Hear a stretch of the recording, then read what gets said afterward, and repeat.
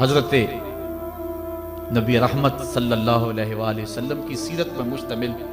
ایک کتاب لکھی گئی ہے عرب کا چاند، اور اس کا رائٹر ہے سوامی لکشمن پرشاد، انڈیا کا رہنے والا ہے۔ اس نے حضور کی سیرت پر 200-250 صفحات پر مشتمل کتاب لکھی۔ بچپن میں میری نظر سے بھی گزری، بڑے ذوق سے اس کو پڑھا تھا۔ سوامی لکشمن پرشاد سے انٹرویو کیا گیا کہ تو نے حضور کی سیرت پہ کتاب لکھی ہے، اتنا بڑا کام کیا، تو کلمہ پڑھ کے حضور کا غلام کیوں نہیں بن جاتا؟ جس انداز سے تو نے محبت کے موتی بکھیرے ہیں اور الفتوں کے پھول اس کتاب میں تو نے اگائے ہیں، تو کیوں نہیں کلمہ پڑھ کے حضور کا غلام بن جاتا؟ تو لالو کا جواب سنیے، ہماری آنکھیں کھول دینے کے لیے کافی ہے، اور اتنا زناٹے دار تماچا ہے، اگر ہم محسوس کریں تو صدیوں اس کی کسک نہ جائے، اگر نہ محسوس کریں تو وہ ایک گاڑی کے پیچھے لکھا تھا، عقل نہ ہو تو موجیں موجیں، لیکن اگر سمجھنے کی بات ہو تو اتنی بڑی تنبیہ ہے کہ پاؤں کے نیچے سے زمین نکل جاتی ہے، اور ہمیں اپنے وجود سے شرم آتی ہے، ہمارے جسم کا ایک ایک رواں پسینے سے شرابور ہو جاتا ہے۔ سوامی لکشمن پرشاد نے جواب دیا، کہا جب میں حضور کی سیرت لکھنے بیٹھا، بڑی بڑی امہات کتب سیر کو پڑھا، اور اس کے نتیجے میں نے یہ کتاب تیار کی ہے۔ حضور کی سیرت کے روشن گوشے اور حضور کی زندگی کے درخشاں باب جب میں نے دیکھے تو یہ جذبہ میرے دل میں انگڑائیاں لینے لگا کہ میں دیر کیوں کرتا ہوں، حضور کا غلام کیوں نہیں بن جاتا۔ لیکن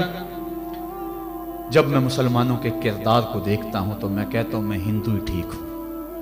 ہمارا کردار لوگوں کے ایمان کے راستے میں رکاوٹ بنا ہوا ہے۔ جب امریکہ کے خلاف نعرے لگ رہے تھے،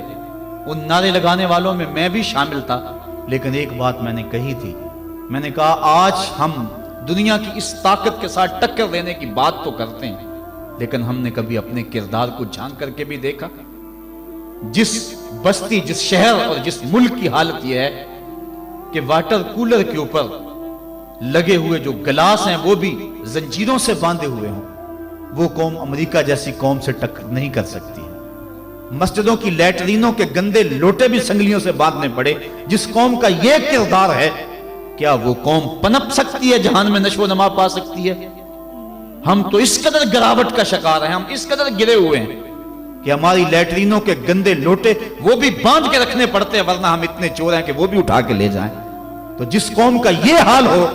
وہ قوم کیا دنیا کی طاقتور قوموں کی آنکھوں میں آنکھیں ڈال کے بات کر سکتی ہے؟ آج ہمارا المیہ یہی ہے، ہمارے پاس سب کچھ ہے، لیکن